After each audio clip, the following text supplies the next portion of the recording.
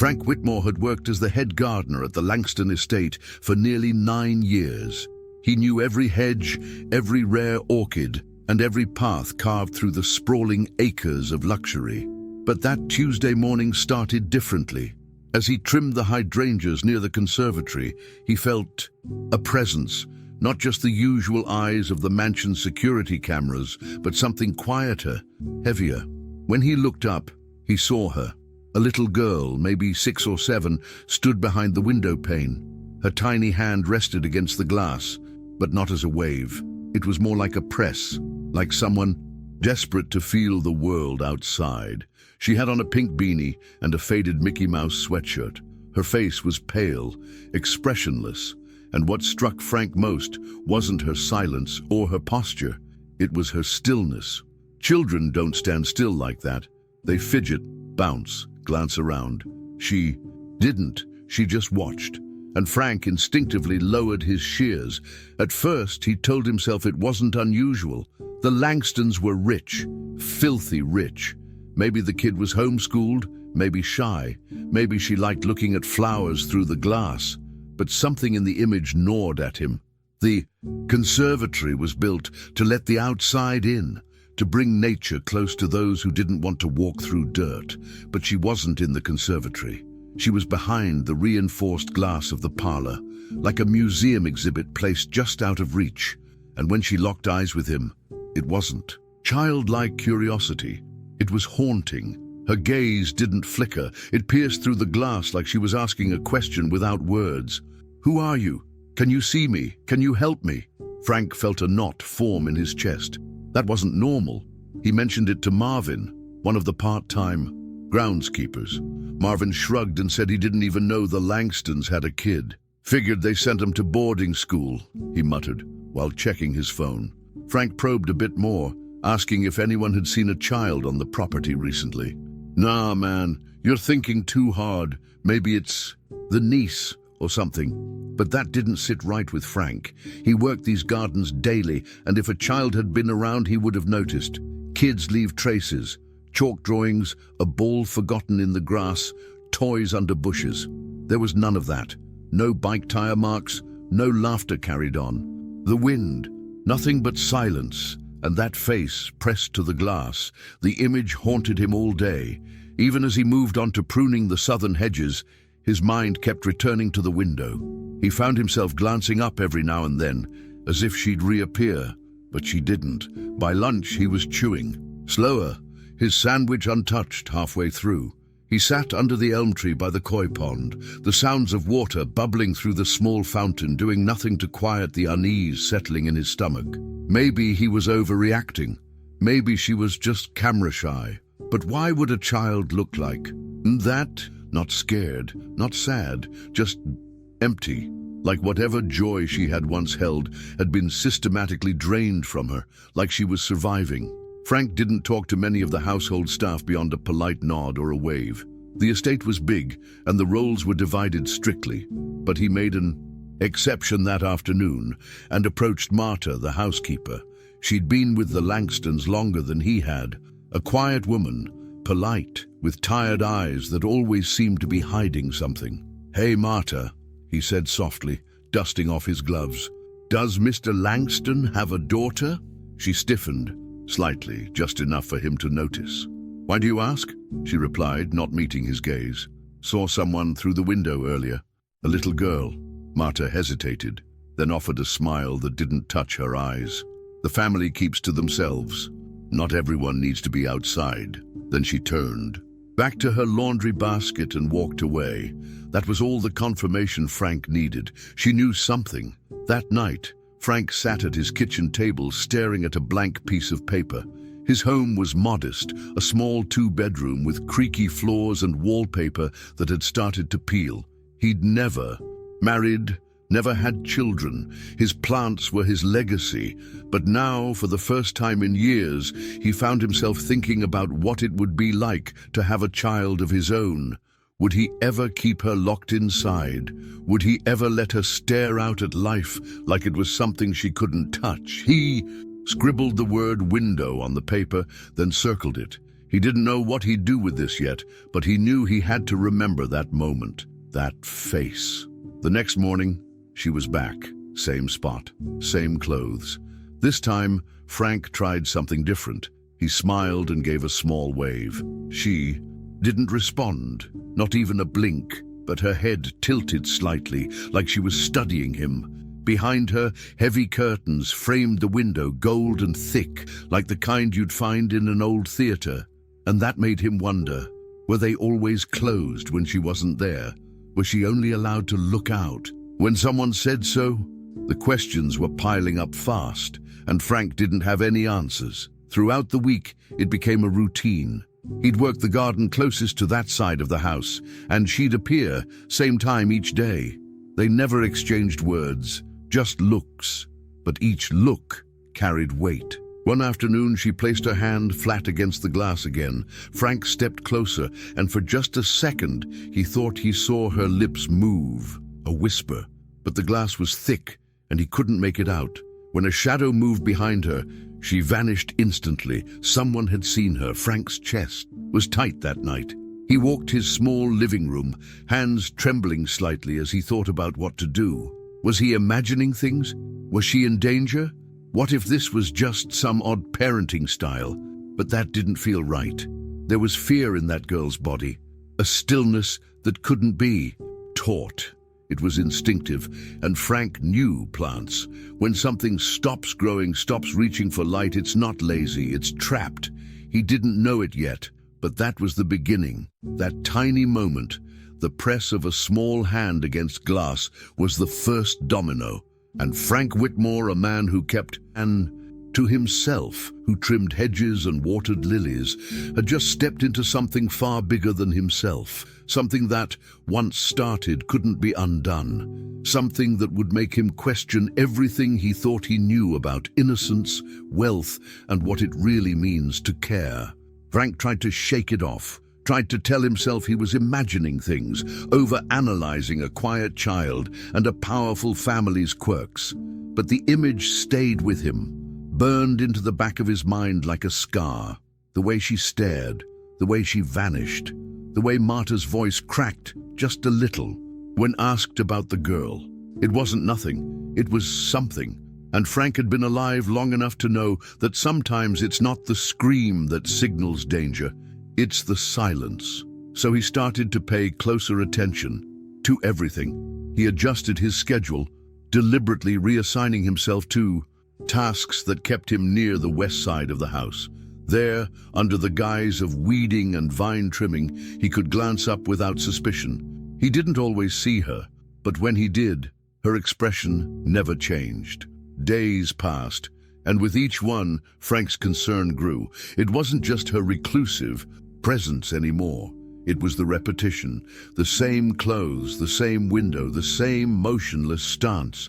He began to keep notes, written in pencil in a small spiral notebook he usually used for plant rotations. Wednesday, 9:15 a.m. Girl in pink hat, staring, no movement, curtains closed after 45 seconds. The next day, same spot, didn't blink, turned head slightly. Man's shadow passed behind her, 10:01 a.m. It wasn't evidence, not really, but it was all he had.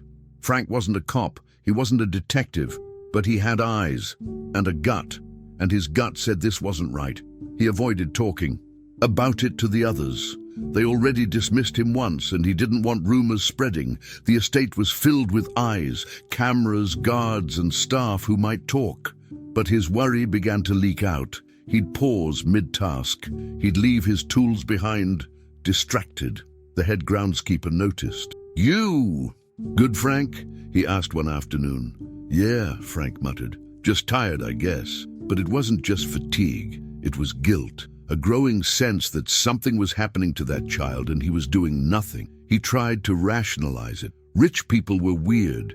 They did things differently. Maybe she was on the spectrum. Maybe she had a condition.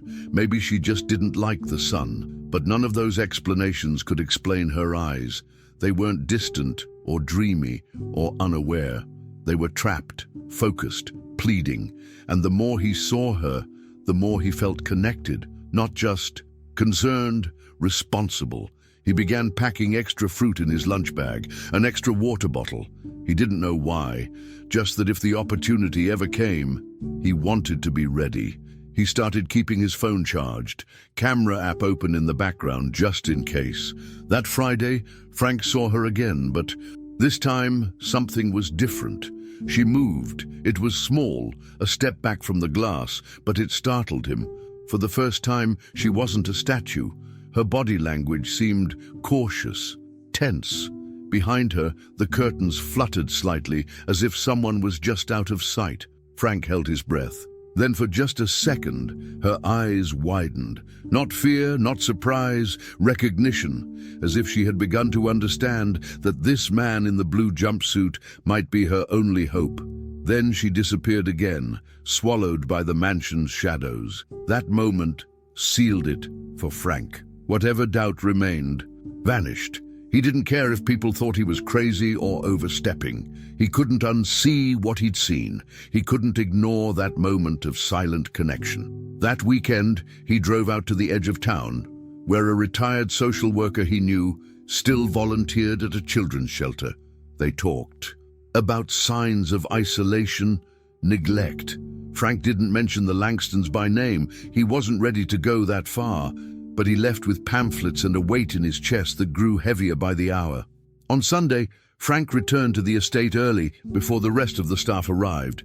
He took a walk around the outer edge of the property, observing the back of the mansion. He found no toys, no signs of outdoor play, just trimmed hedges, symmetrical fountains, and silence. No chalk, no hopscotch lines, no tiny bikes, just order and emptiness.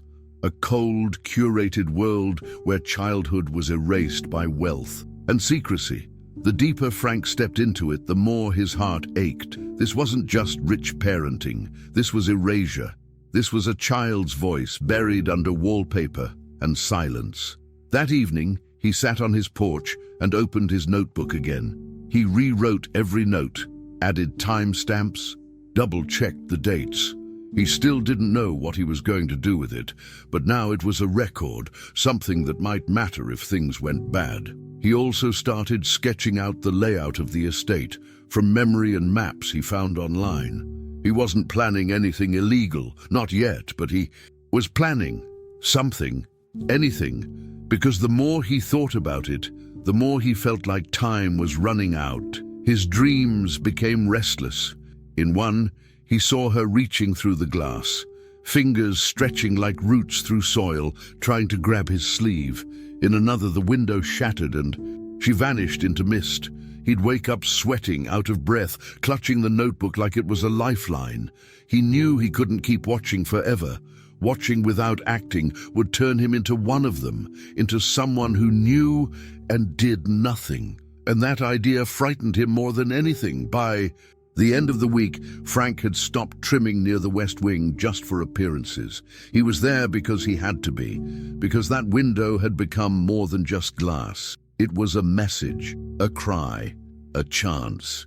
He didn't know what he'd do if she ever mouthed the word help. He didn't know what line he was willing to cross, but he knew one thing for sure: he was already halfway across it. Before the girl appeared behind the window, like a ghost in plain sight, the Langston estate had been known for something else entirely: life. Frank remembered it clearly, though few ever talked about it now. Years ago, the estate hosted weekend parties with valet lines stretching down the hill. Music poured from open doors, chefs grilled under string lights, and laughter echoed through the perfectly trimmed hedges. Back then, Frank's job included preparing flower arrangements for galas, guiding guests through the orchid greenhouse, and helping the Langstons' wife, Eleanor, with her prized roses. She was kind, always barefoot in the garden, always smiling at the staff. "A house without laughter is just a building," she once told Frank. And for a while, that house was full of it. Frank remembered Eleanor's pregnancy, the excitement in her voice, the soft hums she'd sing to her belly while watering the lilies. He remembered the day she went into labor too, the rush of the black SUV tearing down the drive, Mr. Langston pacing near the front gate in his tailored suit, unable to mask his worry. Then the joy when they brought the baby home. balloons on the mailbox, a pink ribbon across the front door. "Her name is Clara," Eleanor said proudly, introducing the baby to Frank as if he were family. Clara Langston. That little bundle had been born into a world of beauty and luxury, a world that, back then, had felt human. But that was before everything went quiet. The shift didn't happen overnight. It crept in like fog. Eleanor stopped appearing in the garden. The parties stopped. The laughter stopped. Rumors floated. Something about an illness, a rare condition. Frank had heard whispers from the chauffeur about doctors visiting at odd hours. And then one day, word spread that Eleanor had passed away. No funeral, no obituary, just gone. The house didn't mourn. It shut down. After Eleanor's death, the estate changed. Mr. Langston became even more reclusive. His public image remained polished, but within the gates he walked with a colder posture, eyes hard, voice clipped. Staff turnover increased. Rooms were closed off. Schedules became tighter, rules stricter. The once vibrant house became a museum of itself. Frank kept to his duties, but the change gnawed at him. The color had drained from the place, not just in the gardens, but in the people too. No one spoke of Eleanor again, and as for Clara, she simply vanished from sight, like she had never existed. Frank didn't realize how much of that history he'd buried until he saw her behind the glass. The memories flooded back with painful clarity. He remembered Eleanor's face, her soft voice, the way she'd tilt her head when talking about her unborn daughter. "She'll be fearless," she once told him, laughing. "She'll run through these gardens like they're her jungle." And now, that same girl stood like a prisoner behind a sealed window, her childhood stolen by silence. That contrast hit Frank like a punch to the chest. He started asking quiet questions to the staff that had been there as long as he had. Not directly about Clara, but about the past. The cook, Germaine, mentioned that the girl had health issues. Lungs or something, couldn't risk outdoor air, but her voice lacked conviction.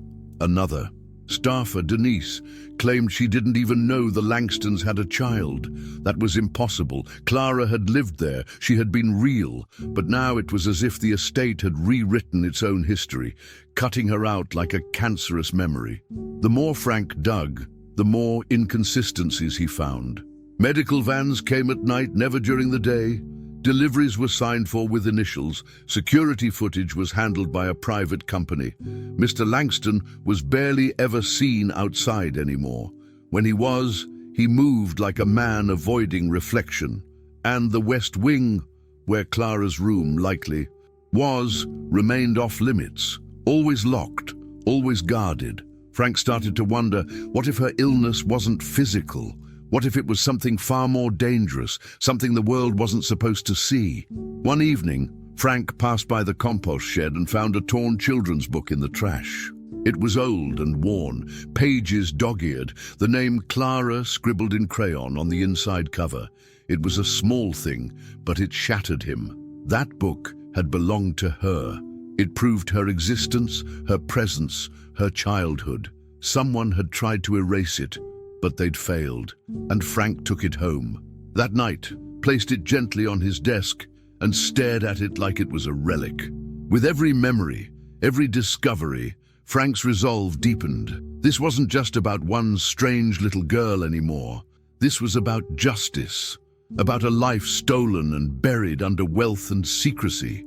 He didn't know how far he'd go yet, but he knew he was going. He couldn't stand by, not now, not after everything he'd remembered, not after what Eleanor had told him years ago.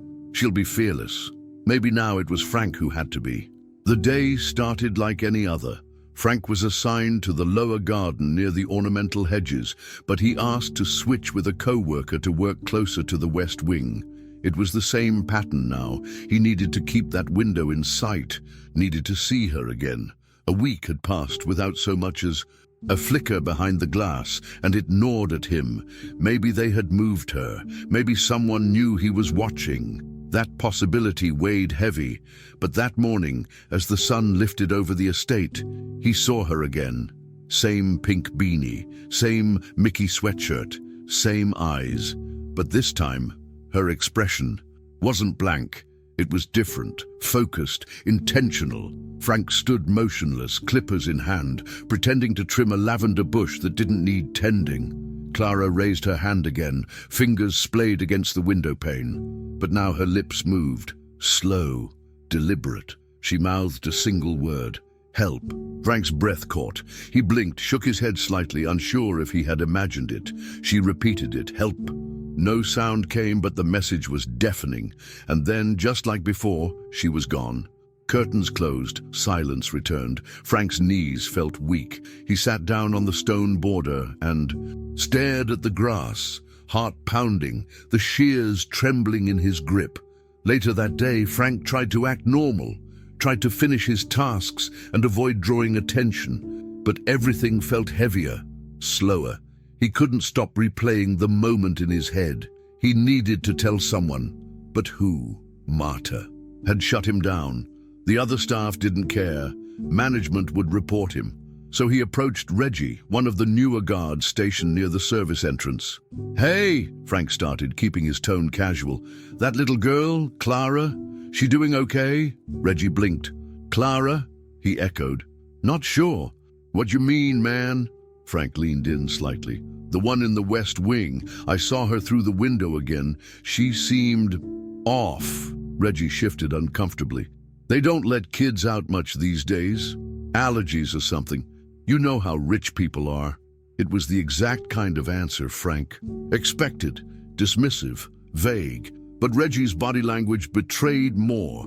His foot tapped. His hand went to his radio, then back down. He was nervous. That much was clear.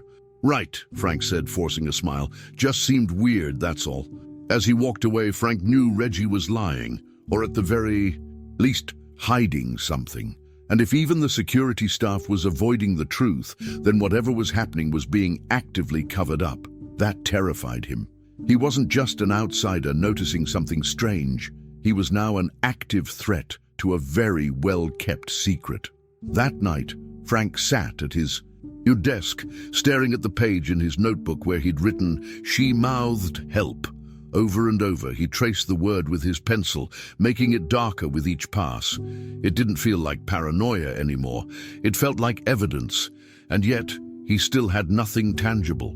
No audio, no footage, just his eyes and his gut. He thought about going to the police, but what would he say? That he saw a girl whisper a word through glass?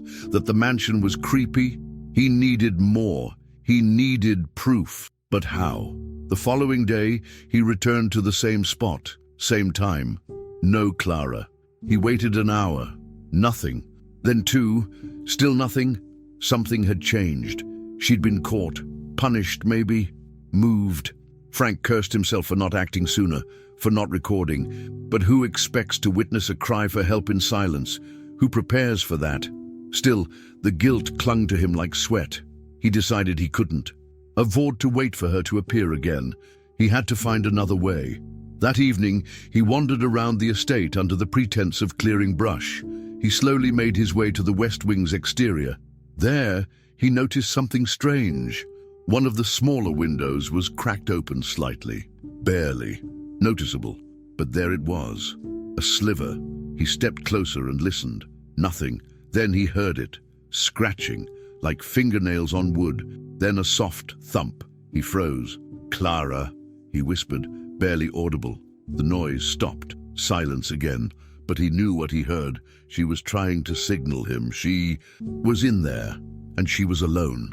Frank took a photo of the cracked window with his phone, just in case. It didn't prove much, but it was something. A moment. A detail. And then he made a decision. He would no longer wait for Clara to come to the window. He would try to get closer, not inside, at least. Not yet, but close enough to understand what room she was kept in. Maybe he could hear something. Maybe he could leave something. A note, a pen, something she could use to speak back. The next morning he returned before sunrise. The estate was quiet, the air still. He made his way along the hedge, wall, past the security cameras he'd studied for weeks. He stood near the cracked window again. Nothing. Then he placed a folded paper under a rock just below the sill.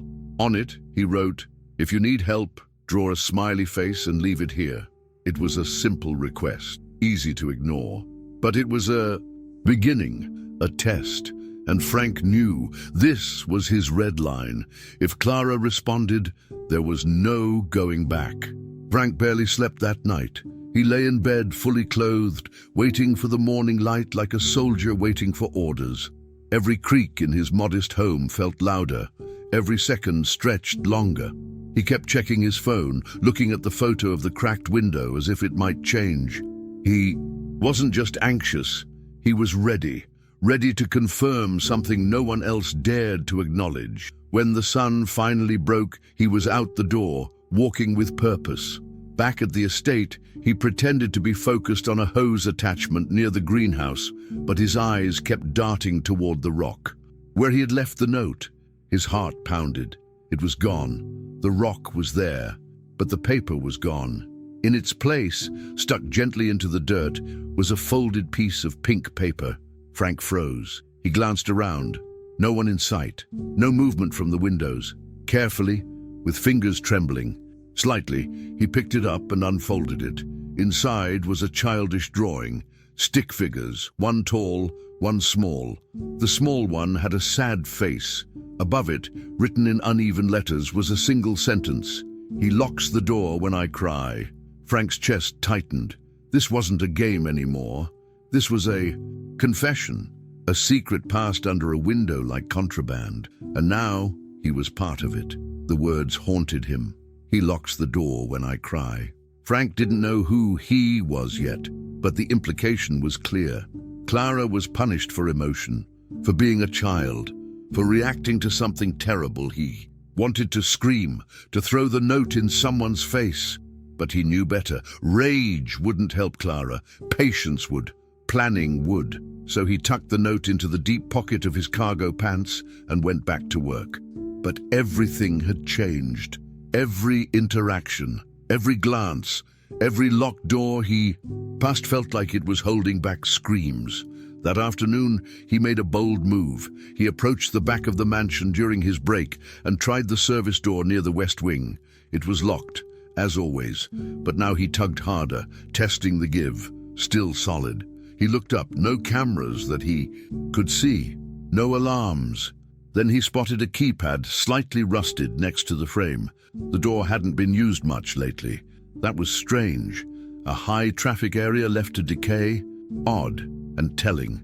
They weren't using it, which meant whoever was inside didn't leave through it. Clara wasn't meant to. Exit only to be contained. Frank reported nothing unusual that day. He didn't speak to Marta, didn't nod to Reggie, didn't press any staff for clues. He moved through the estate like a ghost, collecting details, impressions. The cook seemed jumpy. A landscaper he hadn't seen in weeks reappeared with a new uniform. The rhythm of the estate was shifting, and not in a good way. It felt like a storm building, quiet, heavy, inevitable. That night, Frank copied the drawing into his notebook, just in case he lost the original. He circled the words, "He locks the door when I cry," over and over. By midweek, Frank couldn't take it anymore. He approached Mr. Langston directly. It was reckless, dangerous, and stupid, but he didn't care. The man was inspecting some new marble statues near the fountain when Frank walked up, removing his gloves. "Sir," he began, voice firm but respectful. Langston turned, eyebrow raised. "Is Clara all right?" Frank asked. No preamble, no small talk, just the truth. Langston's face hardened instantly. "That's none of your concern," he said flatly. "She's fine. Don't bring her up again." Then he walked away, shoes tapping sharply against the stone. Frank stood there, jaw clenched, fists tight. He had touched a nerve. The next day, the tone of the estate had changed, subtly but unmistakably. Frank noticed cameras had been adjusted, slightly repositioned. A new guard stood near the service door. His usual lunch spot by the koi pond was under maintenance. The unspoken message was clear. "You're being watched. Back off." Frank didn't scare easy, but this wasn't about fear. This was about strategy. If they suspected him, he had to be smarter, disappear into routine, hide the fire behind a smile. So that's what he did. He played dumb, played quiet while... Inside, his thoughts raced. He started looking at old estate maps, floor plans from permits buried in the local county archives online. He found a blueprint from 8 years ago that confirmed his suspicions. The West Wing had been renovated after Eleanor's death. Additional rooms, reinforced doors, forced. A separate HVAC system. It was a cage disguised as a bedroom. Clara wasn't just isolated, she was imprisoned. Legally, maybe. Morally, never. Frank realized the longer he waited, the more damage was being done. But still, without solid evidence, he couldn't risk exposure. He needed something more, something undeniable. One evening, as he walked by the cracked window again, he left a new note. "Do you know your mum's name?" The next morning, the reply was there. Eleanor. And beneath it, a broken heart drawn in thick crayon. Frank almost cried. Clara remembered. She knew. She missed her. And somehow she trusted Frank enough to say so. That drawing wasn't just a symbol. It was a lifeline, a signal. She was still in there, still fighting, and now so was he. The next clue didn't come from the window. It came from the soil. Frank was pruning the hydrangeas along the inner garden wall, a forgotten corner of the estate rarely visited by anyone. The wall itself was old, brick layered upon brick, some warped from decades of rain and sun. As Frank dug near a twisted root, something caught his eye. A slight movement in the dirt. At first he thought it was just a worm, but then he saw the edge of what looked like a folded piece of paper, darkened, weathered. Carefully he brushed away the soil and pulled it out. It wasn't a single sheet. It was a letter, wrapped in a child's drawing and stuffed into an envelope that had clearly been there for a while. His pulse quickened. He took it to the tool shed and unfolded the pieces gently, aware the fragile paper could tear with one wrong move. The drawing hit him first. Another stick figure behind what looked like bars, tears falling down the figure's face.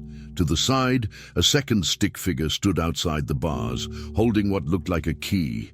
Written below, in big, shaky handwriting, were the words, "I hear him at night. He says I'm broken.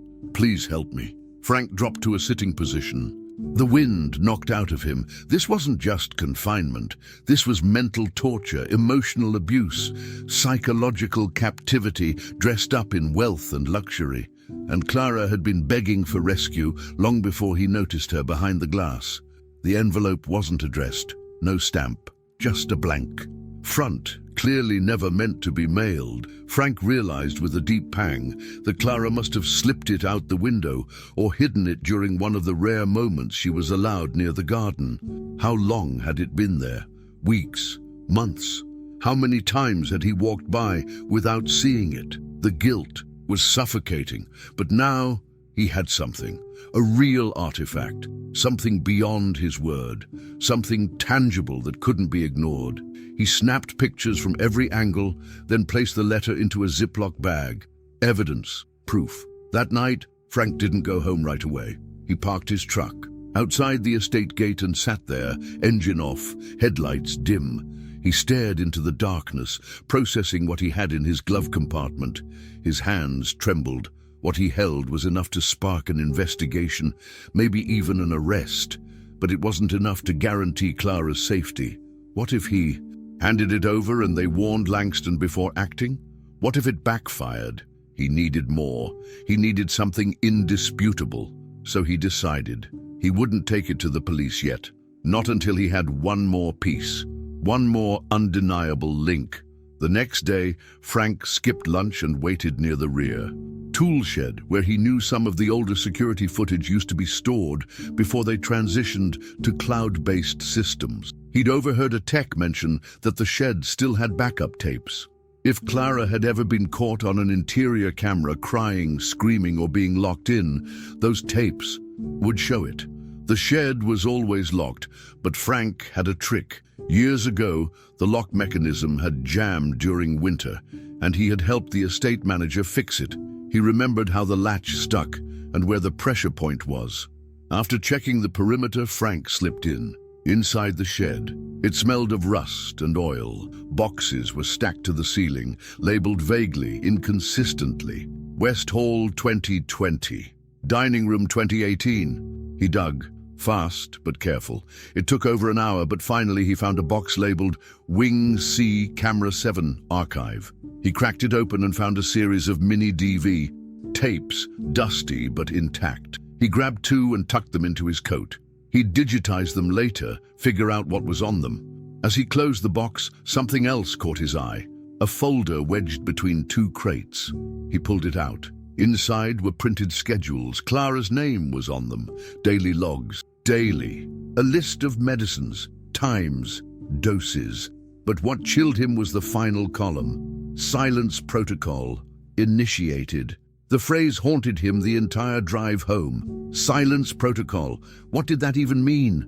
Was it a rule, a punishment, a system designed to suppress her entirely? That wasn't parental caution. That was psychological conditioning, control, the kind used in institutions, not bedrooms. And Clara was living it, alone. Frank digitized the tapes overnight. He watched them in chunks, poring over grainy footage, mostly static hallways and empty rooms. But then on one tape labeled West, Wingham 7, he saw her, Clara, sitting on the floor in a corner facing the wall, motionless. Her mouth moved but no sound. After a minute, a tall man entered, Langston. He knelt beside her. Then, suddenly, he slapped the wall above her head and shouted something. Clara didn't flinch. She didn't cry. She didn't move, like she'd been trained not to react. It broke Frank's heart. He saved the footage, backed it up, and kept the original tape. This was what he needed. The letter, the drawing, the footage, the logs. They formed a pattern, a timeline of torment. Frank knew this couldn't stay. Buried, but how to expose it safely? He thought of the local news. No, too risky. He remembered a former nurse who used to work at the estate, Lynn, a soft-spoken woman who left abruptly 2 years ago. Maybe she knew something. Maybe she could validate what he had. He found her number in an old contact sheet and called. She didn't answer, so he drove. Lynn lived in a modest ranch-style home 2 towns over. When she answered the door, her expression went cold the moment he mentioned the Langstons. "I don't want to talk about them," she said. But Frank persisted. He showed her the drawing, the letter. Her eyes welled up. "I knew something was wrong," she whispered. "They told me she was autistic, that she needed silence. But it wasn't autism. It was punishment. He didn't like when she talked, when she cried, when she laughed." Lynn admitted she quit the moment she saw Clara drugged, without consent, but signed a non-disclosure agreement and took hush money. Now, seeing the evidence, she was ready to talk. Frank left her house with a recorded statement. Lynn's voice was soft but firm, recounting everything. Medication without prescriptions, isolation, fear tactics. Now he had it. All. Documentation, witness, footage, Clara's own words. But even with that, a question haunted him. What if none of it mattered? What if Langston's money buried it again? He looked at his hands, calloused from years of pruning, and knew if the system didn't act, he would.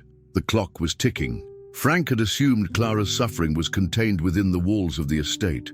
One child, one cruel father, a few complicit staff. That was manageable. Horrifying, yes, but limited. What he discovered next shattered that illusion entirely. After his meeting with Lynn, he returned home and spread all the evidence across his kitchen table. The letter, the footage, the schedule logs, the recorded statement. He organized it chronologically, built a timeline. Patterns emerged. Certain medications appeared over and over.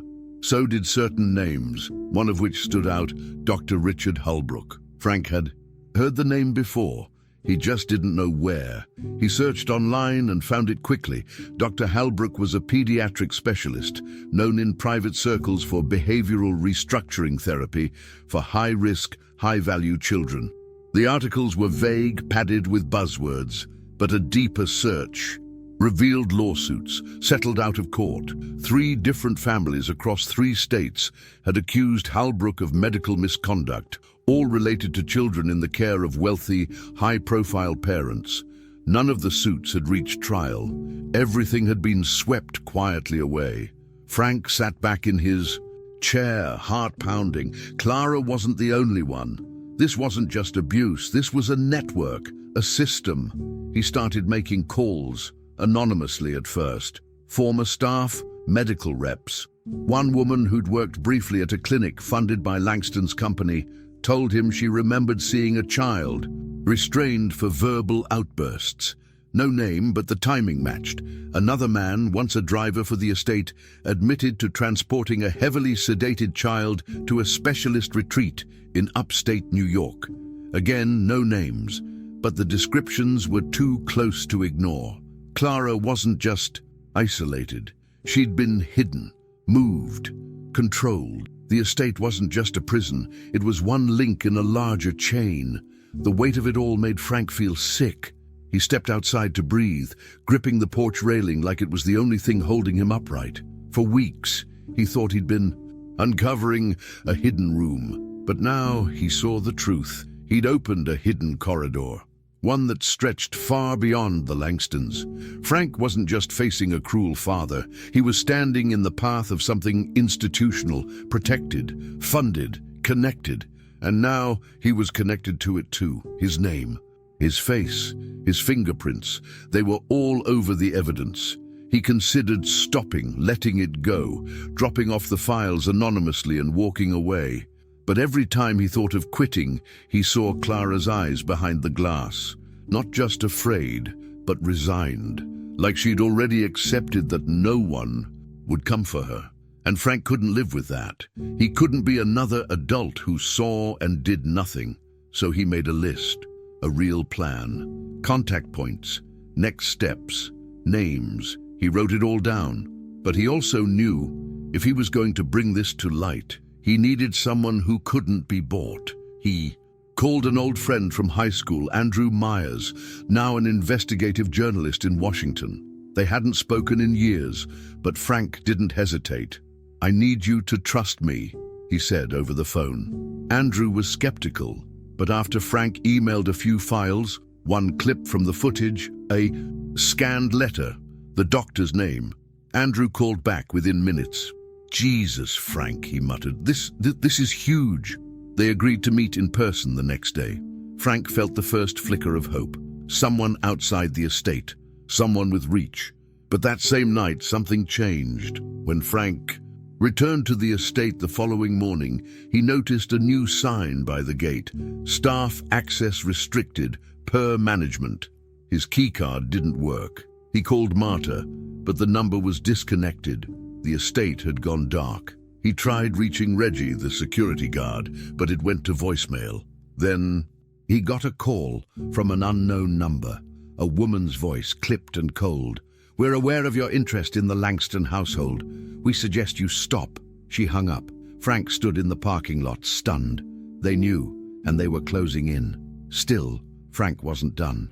He met Andrew at a diner too. Town's over and handed him everything. The original footage, the recordings, the timeline, the medical logs. Andrew, normally unshakable, looked pale. "We'll take this to a legal advisor first," he said. "Then to the feds. This can't be local. It's too big." Frank nodded, but he also knew time was now against them. If Langston or Holbrook suspected exposure, they'd erase the last loose end. Clara. That night, Frank couldn't sleep. He kept pacing, checking the files, watching the footage again and again. He zoomed in on Clara's face, trying to find some clue he missed. That's when he noticed. Something new on her wrist. In the corner of one frame was a hospital bracelet. He enhanced the image. The code was partially visible. It wasn't just for medication, it was a tracking ID. Clara wasn't just being held, she was being monitored, tagged, tracked, like property. And Frank realized with chilling certainty, if they moved her now, she'd vanish completely. He had to act, fast. In a storm like the one Frank was facing, trust was a rare commodity. Most of the estate staff were too fearful or too conditioned to speak. Others had already distanced themselves, changed numbers, disappeared. But there was one person Frank still believed in: Peter Walsh, the estate's operations manager. They'd known each other for years, shared lunches, joked about retirement. Peter was quiet, reliable, and, most importantly, loyal. Frank had seen him help injured animals, sneak food to overworked crew, even cover for Frank when he overslept once. If anyone still had a heart inside that mansion, it was Peter, and Frank was desperate enough to gamble everything on that. He arranged a meeting after hours. They met near the garden maintenance gate, the only spot without surveillance Frank could confirm with certainty. Peter arrived looking nervous, glancing over his shoulder like he already knew this was dangerous. "I don't want to lose my job, Frank," he said immediately. Frank cut to the chase. He handed Peter copies of the footage, the letter, the medical logs. "I need help getting her out," Frank said. "She's not safe. You know it." Peter said nothing for a long time. His eyes moved across the pages slowly. Then he said, "You should have burned these." That answer unsettled Frank. But Peter handed the folder back and whispered, "Give me 2 days. I'll find out what I can." Frank left the meeting unsure if he'd done the right thing, but something inside him still wanted to believe Peter would do the right thing. He spent the next 48 hours restless, checking his phone every hour. No word. On the third morning, Frank returned to the estate under the cover of routine, but something was off. The cracked window, sealed, the note rock, gone, cameras, repositioned. And the worst part, his backup flash drive with all the evidence, the one he'd hidden in a drawer inside the garden shed, was missing. Frank froze. Only one other person knew that spot: Peter. Panic surged through Frank like electricity. He called Peter's number. Disconnected. He drove to Peter's apartment. Vacant. Empty walls, for rent sign. Gone, just like that. Frank stood on the sidewalk staring at the building, unable to believe it. The man he'd trusted had sold him out. Whether it was fear, money, or blackmail, Frank didn't know. But the result was the same. He was alone again, worse than alone. He'd been exposed. They had everything. The letters, the footage, the nurse's statement, all in the wind now, likely in Langston's hands. And Clara, she was nowhere to be seen. Back at the estate, the place felt like a fortress. More guards, more cameras. Even Frank's access badge now gave him restricted entry. The staff avoided eye contact. Conversations died when he entered a room. It was over. Whatever protection he once had was gone. He was marked. As he packed up his gear, he found a small note wedged under the handle of his toolbox. No name, no handwriting, just one line: "Stop, or she disappears." He stood there, frozen, heart hammering in his ears. They were done playing subtle. Frank drove home like a man at war with himself. His mind replayed every mistake, every moment he'd chosen trust over caution. And for what? He had nothing now. No backup, no ally. Clara was likely being moved as he drove, or worse. He gripped the steering wheel until his knuckles turned white. The betrayal cut deep. Not just because Peter turned, but because Frank needed to believe someone still cared, that someone inside that place still had a soul. But now, he saw it clearly. Anyone still on the inside was part of the machine. That night, he sat in the dark, house silent around him. No TV, no lights, just the hum of the fridge and the storm raging outside. Thunder cracked as he stared at the empty drive where Clara's evidence once sat. He had one copy left, the tape Lynn had helped him duplicate, but it was nothing without context, just one clip. Still, he watched it again, and in that grainy footage, Clara looked at the camera just once, just for a second, a direct glance, like she knew, like she was asking someone to see her. That was all Frank needed to see. He picked up his phone and called Andrew. "They took everything," he said. "The guy I trusted. He gave them everything."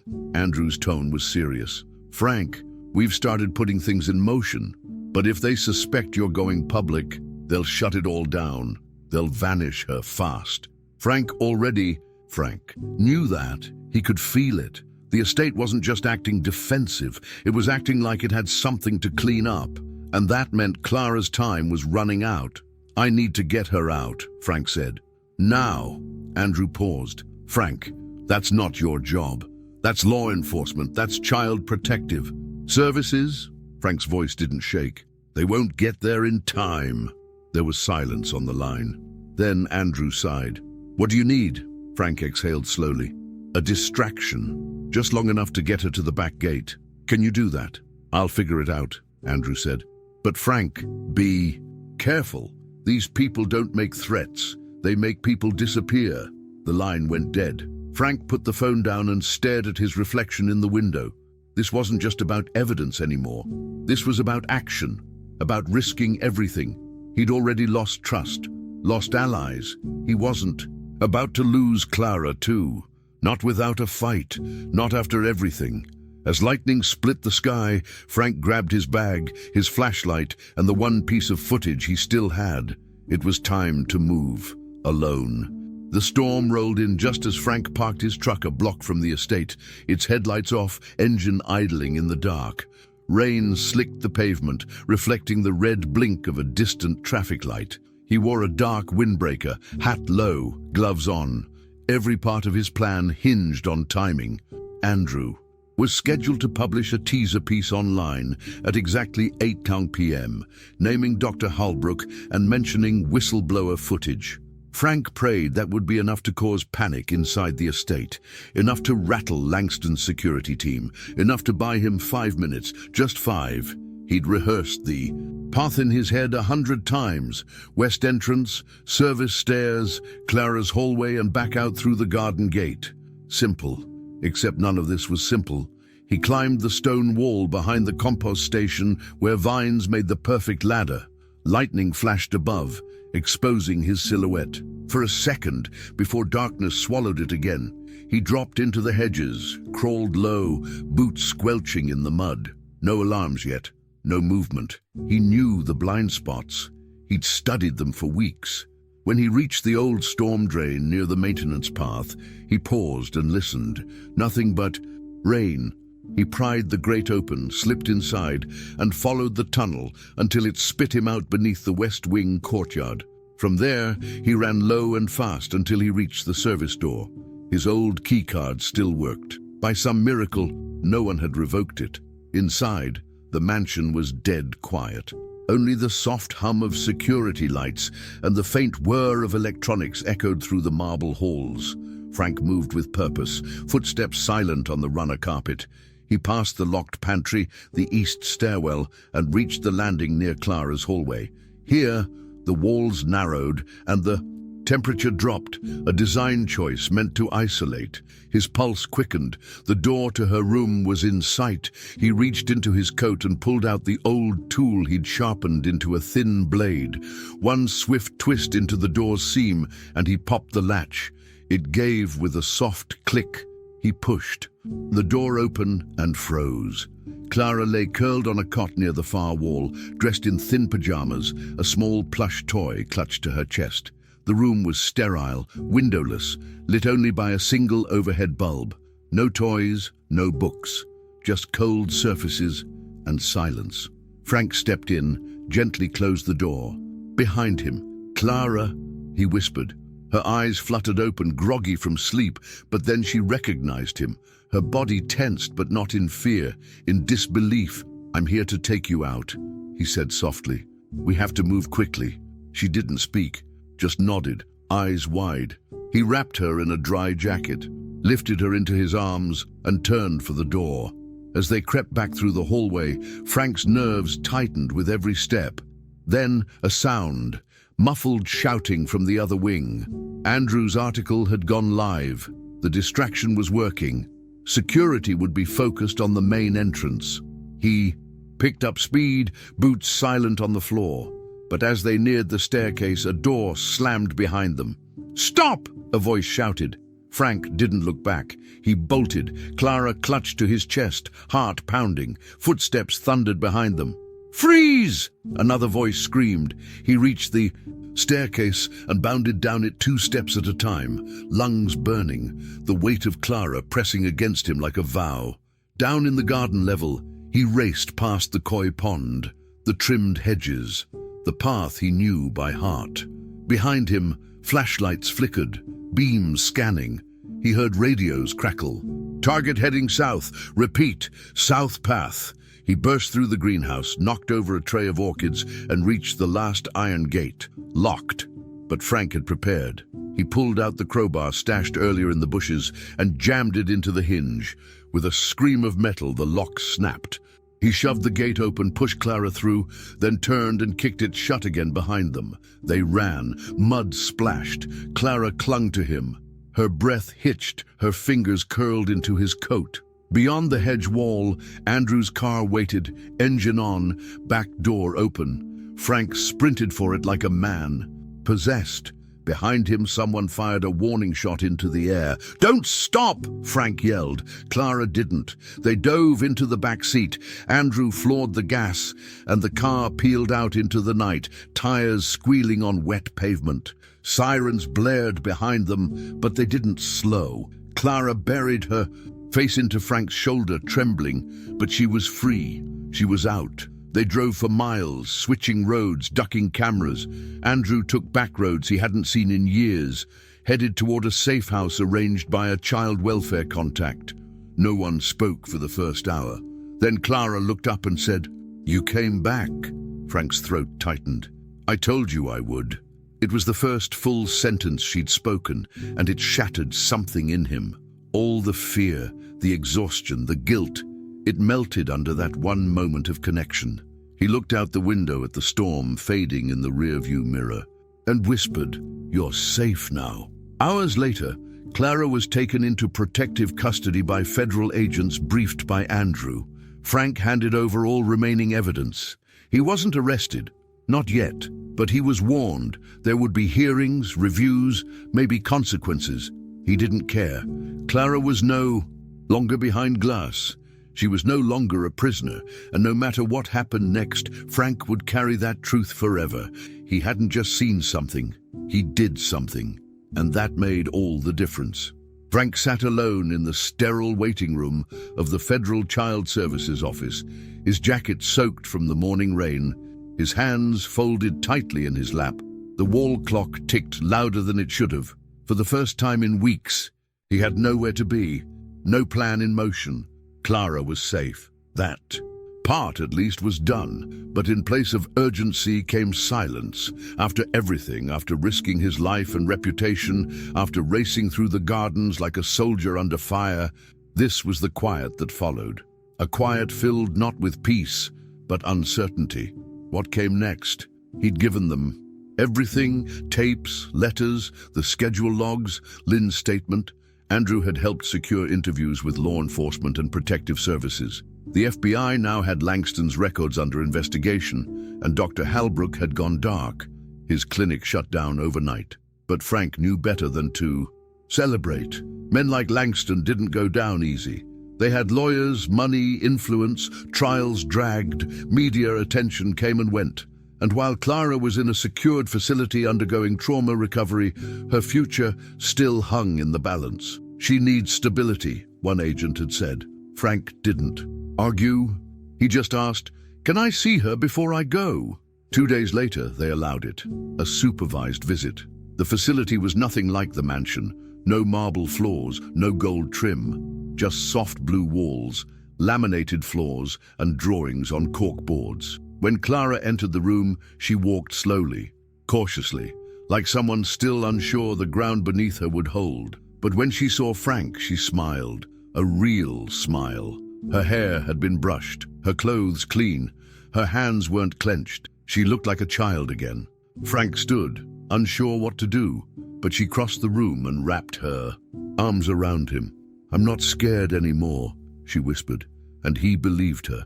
They sat for 40 minutes, no questions about the past, no talk of what had happened, just small stories, drawings, jokes. Clara told him she liked turtles. Frank promised to find her one someday. Before he left, she handed him a folded piece of paper. "You can't forget," she said. He opened it in the truck, a crayon drawing of a man opening a door and a girl walking into sunlight. Above it, 3 words, "You saved me." Frank pressed the paper to his chest and wept. Not because he was sad, but because it had all been worth it. The next week brought hearings. Frank was questioned repeatedly by state officials, attorneys, even internal investigators. His credentials, motives, and methods were scrutinized. Some tried to paint him as unstable. Others hailed him as a hero. He didn't argue either case. He just told the truth. He told them what he saw, what he did, and why he couldn't walk away. The system wasn't used to people like him, people who didn't wear badges or carry influence but stepped forward anyway. It made them uncomfortable, but it also forced them to listen. Eventually, the legal tide began to turn. Halbrook's name hit national headlines, tied to several sealed settlements. Langston was indicted, his assets frozen. Multiple staff members came forward, encouraged by Frank's actions, and added to the mounting case. Clara was granted protected status, and a new guardian was assigned. Frank was offered leniency in exchange for full cooperation, which he gave. But even with everything seemingly headed toward justice, the victory felt muted. No amount of punishment could undo what Clara had endured. But Frank reminded himself, it wasn't about erasing the pain.